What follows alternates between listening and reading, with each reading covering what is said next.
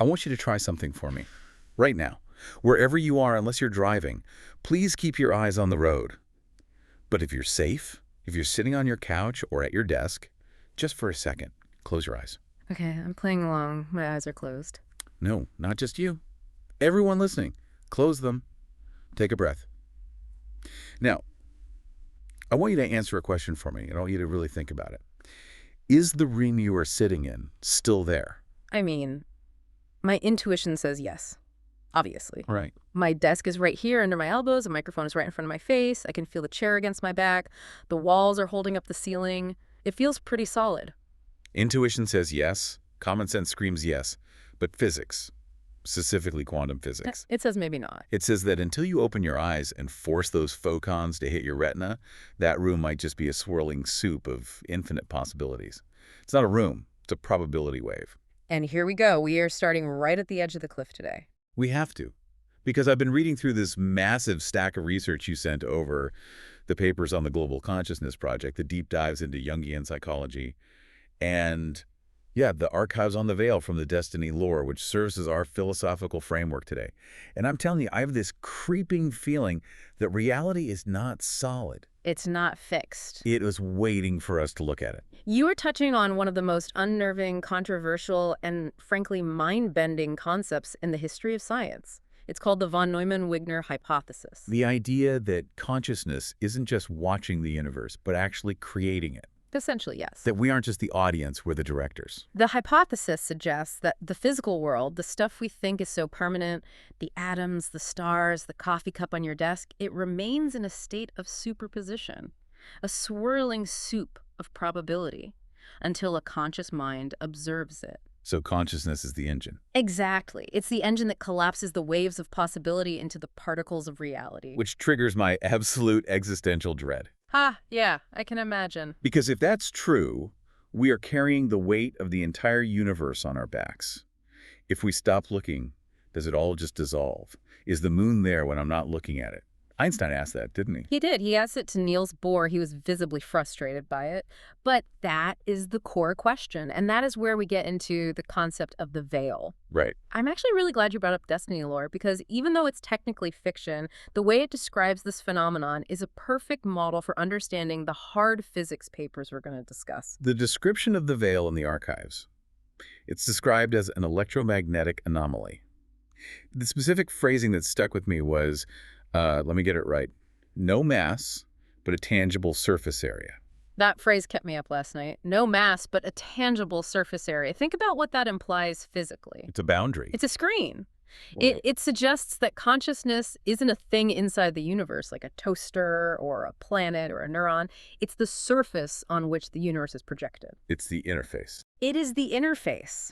And today, we are going to try to hack that interface. We're calling this deep dive the science of the veil. We're going to connect the hard quantum mechanics, the collapse of the wave function, to the architecture of the human mind via Carl Jung. And then scale it all the way up. Right, up to the Global Consciousness Project to see if we can prove that we are living in a participatory universe. A participatory universe, meaning we aren't just characters in the movie, we're the projector. Or maybe we're the screen, or maybe we are the light passing through the film. Wow. And before we jump in, I have to mention this feels like the spiritual successor to our deep dive on E100. Batesian resonance. Oh, absolutely. It's the other side of that coin. When we talked about the echo archive resistance and how memory can literally reshape reality, this is the mechanics of how that happens. This isn't just abstract theory. This is the architecture of survival. If you understand the veil, you understand how to navigate the chaos. You understand how to keep your head above water when the world feels like it's dissolving. So let's unpack this. Let's start with the observer, because I think most people have heard of the observer effects, but they think it's just about, disturbing a particle by hitting it with light. Right. Like, I can't measure the tire pressure without letting some air out. Right. That's the classical interpretation. That's clumsy observation. That's just saying, my tools are too big and I bumped the table. But quantum mechanics suggests something much weirder. It's called the measurement problem. Break it down for us. Yeah. But keep it simple, because I barely passed high school physics, and I don't want our listeners to gloss over. Okay. Imagine a coin spinning on a table. While it's spinning, is it heads or tails? It's neither. It's a blur. It's a shimmering mix of silver. Exactly. It's a blur of both possibilities. In quantum physics, we call that superposition. It is mathematically both heads and tails at the same time. Now, in the quantum world, that coin keeps spinning forever Wow. until you look at it. The moment you measure it, the moment you observe it, the coin slaps down flat. It forces the universe to decide, heads or tails. That is the collapse of the wave function. Okay, I follow that. The act of looking forces a choice. But the argument that has been tearing physicists apart for 100 years is what counts as an observer. Precisely. This is the billion-dollar question. Does it have to be a human? Can a camera collapse the wave? Can a Geiger counter do it? Can a cat do it? And this is where von Neumann and Wigner come in and drop the bomb. These guys weren't lightweights. No. John von Neumann was arguably one of the smartest human beings to ever live. He invented game theory, he worked on the Manhattan Project, he basically created the architecture for modern computers. And Eugene Wigner was a Nobel Prize winner. These two pushed the logic of quantum mechanics to its absolute breaking point. So what do they say? They looked at the chain of measurement. They argued that any physical measuring device, a camera, a machine, a lens, is also made of quantum particles. Right, a camera is just atoms, plastic, glass, silicon. Exactly. So if the coin is in superposition and the camera takes a picture of it, the camera also goes into superposition. Wait, what? The camera enters a state where it has photographed heads and it has photographed tails. So the blur just gets bigger. It swallows the coin, then it swallows the camera. Right. And then let's say that image is displayed on a computer screen. The screen is made of atoms. So the screen goes into superposition. It's displaying both images at once. It's an infinite regress. It's a domino effect of maybe Until a human looks at the screen. a conscious mind enters the chain. Von Neumann and Wigner argued that the collapse can only happen when the information registers in something that is not physical, something that stands outside the system of atoms and forces. Consciousness. Yes, the human mind is the wall.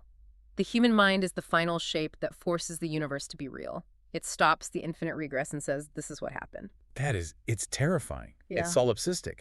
It implies that without us, the universe is just a ghost town of waves. It does. But it also reminds me of that concept from the Destiny archives we looked at. The witness. The ultimate observer. Right. In the lore, there's this entity, the witness. And it's not just a villain who wants to blow things up. Its motivation is philosophical. Its entire goal is to calcify the universe. To look at everything so hard. With so much intent that it stops being a chaotic mess of possibilities and freezes into one perfect final form. And that's the tension, isn't it, between the light and the darkness? And I want to be clear here, because the source material makes a really important distinction. In this framework, light isn't good. Right. Light is the domain of the physical, the chaotic, the infinite. Light is the spinning coin. It's the wave function. It's infinite potential, but it's also chaos. It's forgetting. Because if everything is possible, nothing matters. If I can be a doctor, a lawyer, a thief, and an astronaut all at once, I'm nobody. Exactly. If you can be anyone, you are no one. And darkness. Darkness is the domain of consciousness, of memory, of the veil. Darkness is the act of looking at the coin and saying, it is heads. It's reduction. It's simplification. It's necessary violence. To exist, to have an identity, you have to kill all the other possibilities. You have to say, I am this and I am not that. That is the function of the veil. It reduces the infinite light into a singular experienced reality. It's interesting you use the word violence because later on we're going to talk about how this applies to our relationships, and it gets heavy. But sticking with the physics for a second, this idea that we need the collapse. I think about that scene in Everything Everywhere All at Once. Oh, the bagel. The bagel. But specifically the character Jobu Tupaki. She experiences everything, everywhere, all at once. She never collapses the wave function. She sees every timeline simultaneously. And she's not happy about it. No. Yeah. She's miserable. She's bored. Nothing means anything because she's living in the infinite light.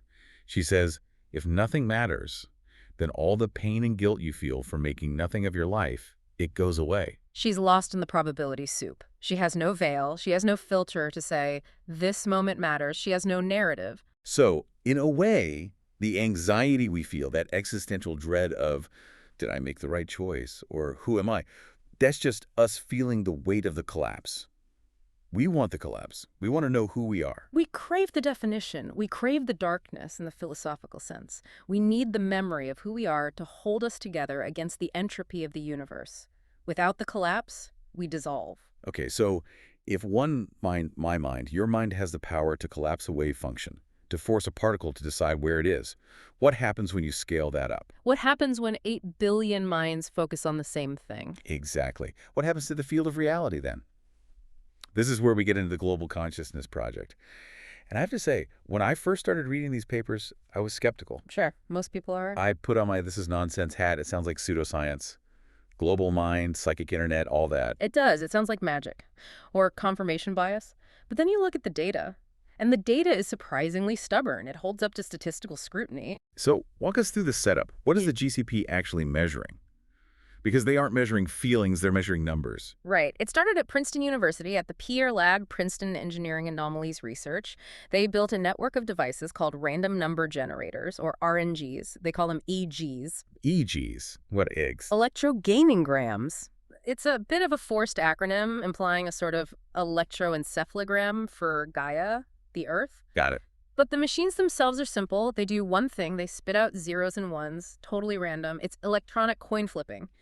Millions of times a second. So over time, you'd expect a 50-50 split. Exactly. If you flip a coin a million times, it averages out. It's the definition of entropy. Pure chaos, no pattern. You might get a run of 10 heads in a row, but over a million flips, it vanishes. But they notice something. They place these EGGs all over the world. New York, London, Tokyo, remote islands, basements in universities, and they let them run 24/7. And most of the time, they produce random noise. But when a massive global event occurs, something that captures the attention of the entire human species at once, the machines stop being random. They synchronize. They deviate from the mean. The zeros and ones start to organize. It's like the light of the random universe suddenly gets hit by the darkness of collective attention and it collapses into a pattern. The randomness disappears. The most famous example, and the one that really sends chills down my spine, the one that makes me want to look over my shoulder, is September 11th, 2001. The 9/11 data is baffling. It's the white whale of this research. It's the anomaly that shouldn't exist. Tell them what happened. So, the planes hit the towers in the morning. The whole world watches. The collective focus of humanity is pinned on Manhattan. Billions of people are feeling the same shock, the same grief, the same fear, all at the exact same moment. You would expect, if this hypothesis is true, that the machines would spike at that moment, the moment of the collapse. And they did. They did. The variance went off the charts. The odds of it happening by chance were 1 in a billion. It was a massive synchronization of the field. But that's not the scary part. No, that's the expected part. The scary part is that the machine started to deviate 4 hours before the first plane hit. 4 hours before. The shadow of the event rippled backward in time. How is that even possible? I mean, unless consciousness isn't bound by linear time, unless the event was so massive it broke the timeline. Well, think about the veil again. If the veil is the interface where consciousness meets reality, maybe intense collective emotion creates a gravity well, a dent in the fabric. And just like a bowling ball on a trampoline pulls things toward it, a massive trauma pulls time toward it. The future event was so heavy it warped the present. It's like the collective unconscious knew it was coming. Like a premonition felt by the species, but not by the individuals. Exactly. We didn't know it consciously. You and I woke up that morning making coffee, thinking it was a normal Tuesday. But the noosphere, that layer of collective thought that Teilhard de Chardin talked about, the noosphere, felt the impact before the physical world did. The shock wave traveled faster than the event. It makes me think about that feeling. You know when you walk into a room, you don't know what happened, but you know something happened. Maybe a couple was just fighting or someone just received bad news. The air feels thick. The vibe is off. We've all felt that density in the air. Is that the GCP effect on a microscale? Are we sensing a local collapse of the wave function? David Bohm, the physicist, talked about this explicitly. He called it collective coherence. He said that normally humans are like gas molecules bouncing around randomly, canceling each other out. Everyone is thinking different things, so the field is neutral. But in moments of high emotion or focus, we become like a plasma. A plasma. We align. We start behaving as a single charged organism. And that alignment, it seemed to have the power to order physical reality, to reduce entropy. The random number generator stopped being random because the world stops being random. So when we're all looking at the same thing, we are literally reshaping the world. We're a Batesian resonance in action. We are creating an echo that creates the event. And that raises a massive question. If we are sharing a mind, if we are dipping into this plasma of consciousness, What is the structure of that mind? What are we downloading from it? Because we aren't just downloading zeros and ones, we're downloading personalities, we're downloading stories, we're downloading scripts on how to behave. This brings us to Carl Jung Yeah. and the architecture of the mind. Jung is fascinating because he was a scientist who wasn't afraid to sound like a mystic. He looked at the human mind and saw layers. He saw the geology of the soul. The iceberg model. It's the classic metaphor. The tip of the iceberg, the part above the water, that's your conscious mind. That's you. The things you're thinking right now, the voice in your head listening to this deep dive. I'm hungry. This concept is intense. I need to do laundry. Did I lock the door? Right. That's the surface. Just below the surface is the personal unconscious. Your memories, the phone number of your childhood home, the time you fell off your bike. Things you can recall if you try but aren't thinking about constantly.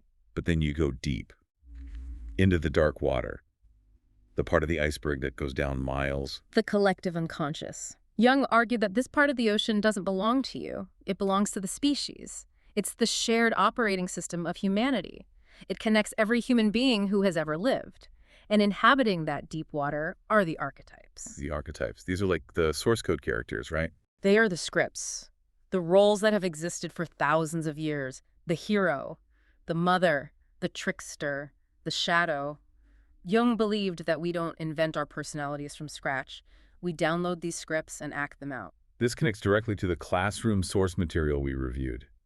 The idea that in modern life, especially on social media, we are just desperately trying to signal which archetype we are playing. Look at Instagram, look at TikTok. It is a catalog of archetypes. It's a digital costume shop. You have the hero, the hustle culture guy. Yeah. I wake up at 4 a.m., I take ice baths, I grind, I conquer. Driven by mastery, terrified of weakness, he's acting out the script of Hercules or Achilles, but in a business suit. You have the innocent, Yeah. the cottagecore girl baking bread. Everything is soft and safe and pastel. Driven by safety, terrified of abandonment, she's playing Persephone or the eternal child. And then you have, well, let's get personal for a second, because when we were prepping this, looking at the charts, we both had a moment of, oh no, that's me. Yeah, it's uncomfortable to see yourself pinned like a butterfly on the chart. Which one are you? Be honest with the listeners. I think I oscillate between the sage and the creator. The sage, seeking truth. Yeah. I have this desperate need to understand how it all works. That's why I read these dense physics papers. My core fear is deception.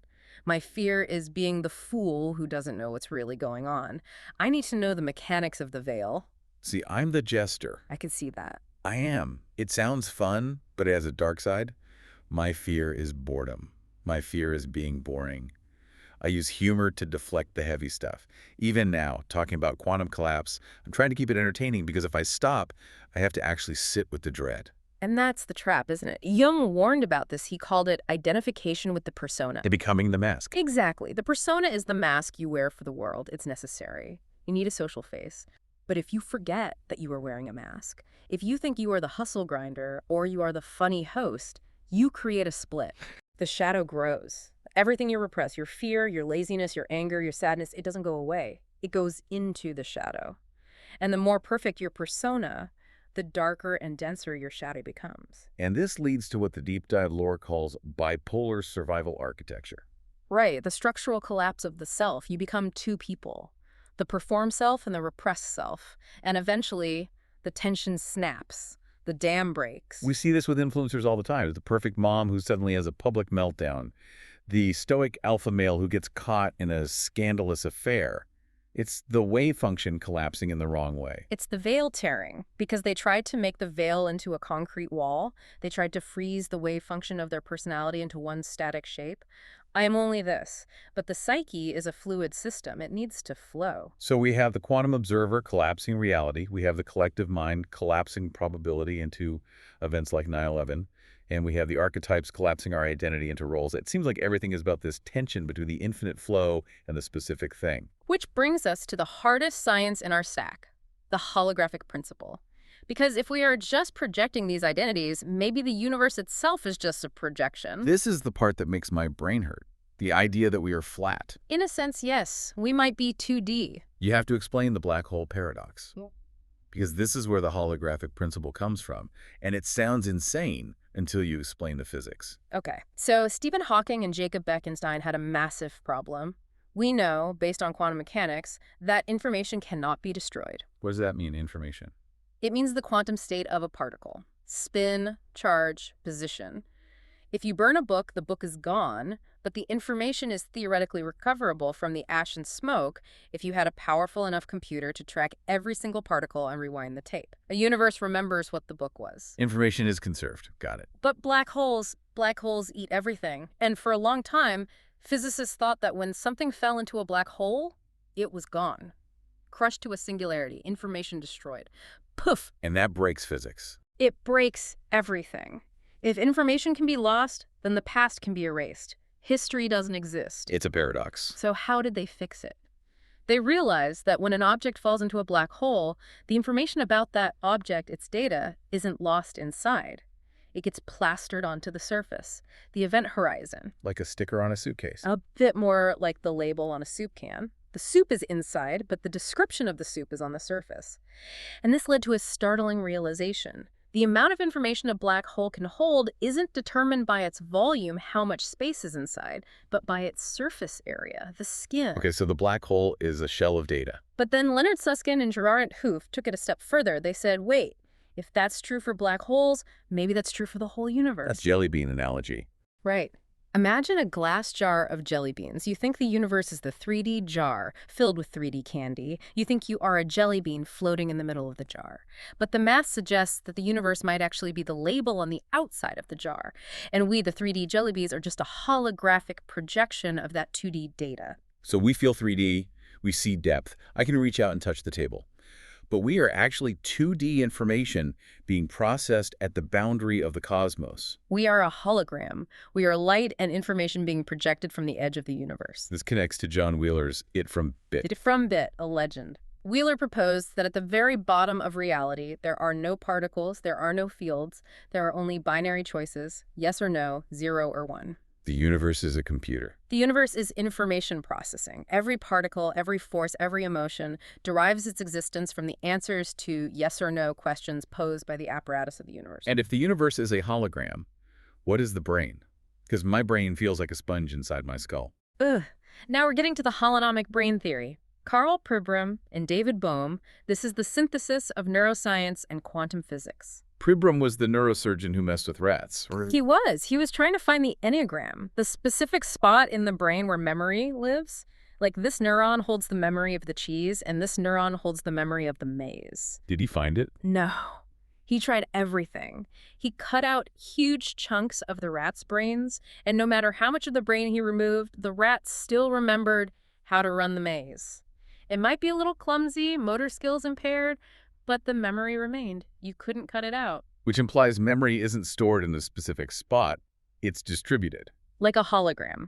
That is the defining feature of a hologram. If you take a holographic plate, say an image of an apple, and you smash it into 100 pieces, if you pick up one shard and shine a laser through it, you don't get a piece of the apple. You get the whole apple, just a bit fuzzier. The whole is contained in every part. Exactly. Pribram argued that the brain isn't a hard drive storing files, it's a receiver. It is a frequency analyzer. A radio tuning into a signal. Tuning into the implicate order, as Bohm called it. The deep, unfolded reality where everything is connected. We don't have memories inside our skulls. We tune in to the memory field.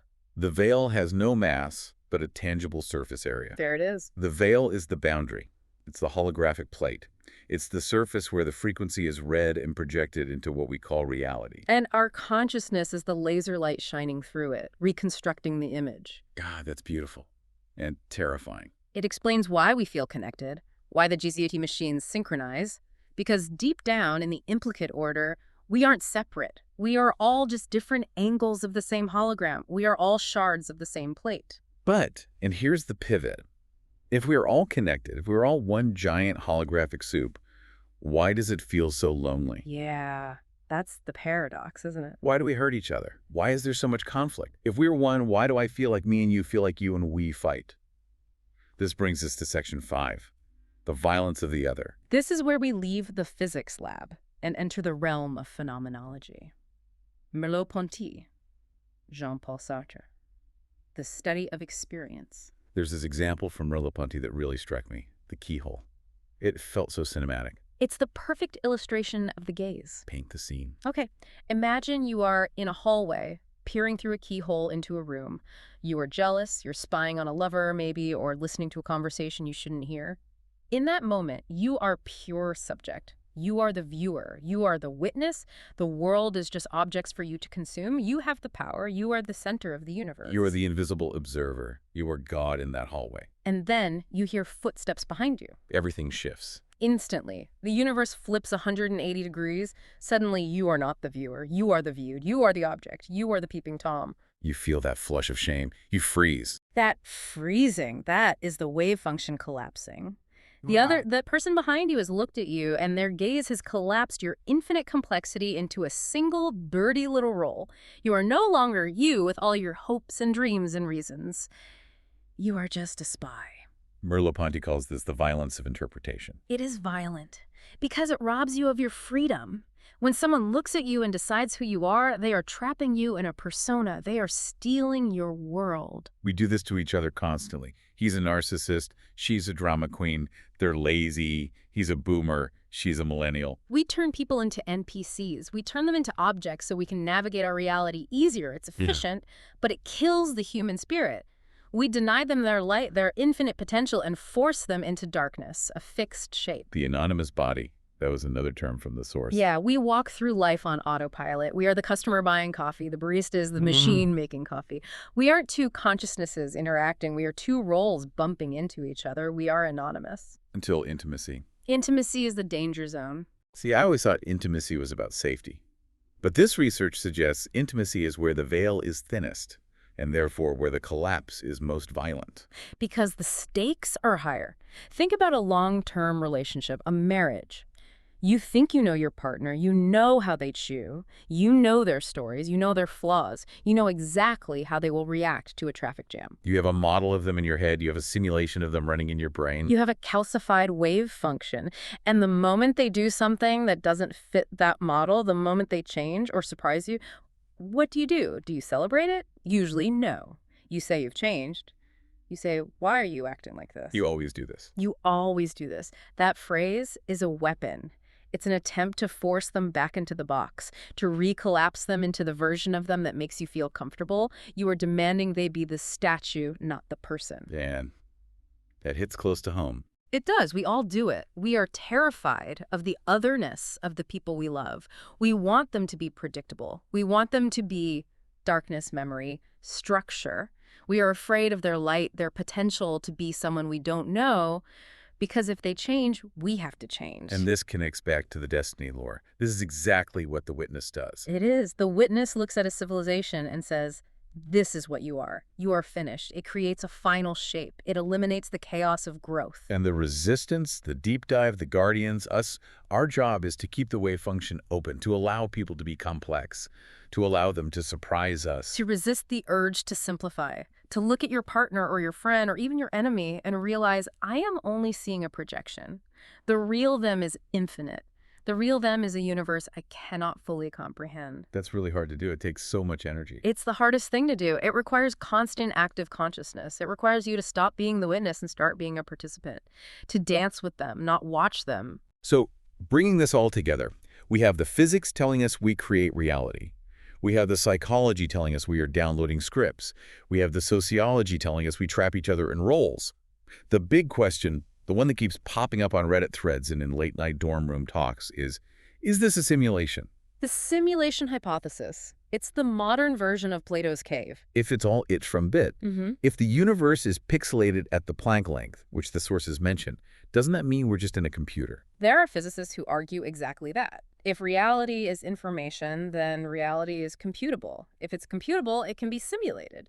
And if it can be simulated, statistically, we are probably in the simulation, not the base reality. There's that Reddit thread we pulled about neurodivergent minds processing reality as a system.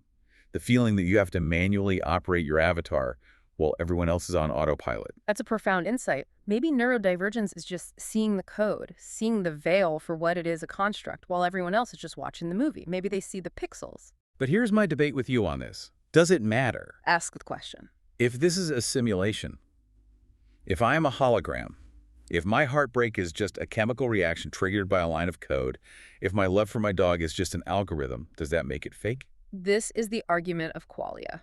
The redness of red, the pain of a breakup, the taste of coffee. You can simulate the neural firing of pain, you can code a character to scream, but the feeling of pain, the subjective experience, that is the one thing that cannot be an illusion, because an illusion is an experience. Even if the dragon isn't real, the fear is real. So the feelings are the bedrock. The qualia is the only thing that is truly real in a holographic universe. Exactly. The information might be 2D, the physics might be empty space, but the experience, the consciousness navigating it, that is the fundamental reality.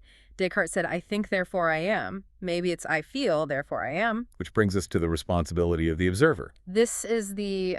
So, If the von Neumann-Wigner hypothesis is true, if you, the listener, are the final wall that collapses the wave function, then you aren't just watching this deep dive. You are creating it. and you are creating the people around you. That's the heavy part. Every time you look at someone with judgment, you collapse them into a bad person. Every time you look at them with love, you collapse them into something else. We are constantly sculpting each other with our attention. We are the artists of each other's souls. The Eveline protocols from the lore mention this. Intimacy as infrastructure.